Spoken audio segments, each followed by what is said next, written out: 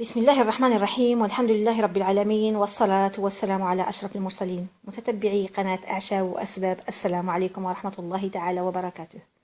اليوم عندي لكم وصفة جميلة جدا، فعالة ومقوية. هذه الوصفة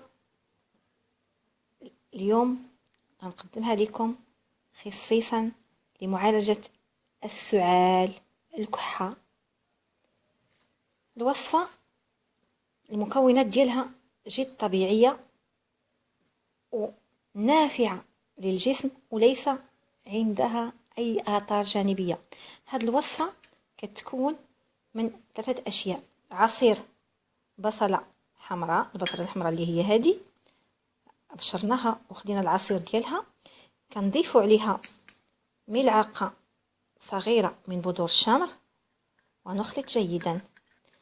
الشمر اللي هو النافع أو بذور البسباس، نخلط جيدا ونضيف ملعقة كبيرة من عسل النحل الطبيعي. نخلط جيدا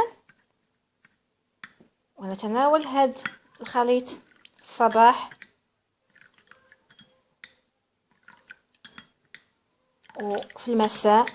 يمكن نتناوله حتى 3 مرات في اليوم، ما فيه أي ضرر ولا أي مشكل.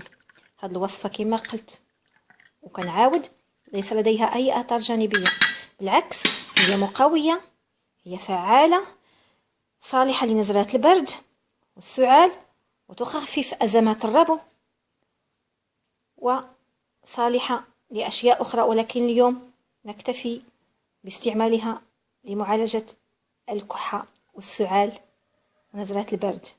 كنتمنى تجربوا هذه الوصفة، فهي غادي تفيدكم عن تجربة قد أفادت ناس كثير كنعرفهم. كنتمنى تفيدكم كذلك، وخليوا لي تعاليق ولايكات بعد استعمال الوصفة، وشفى الله الجميع، والسلام عليكم ورحمة الله تعالى وبركاته.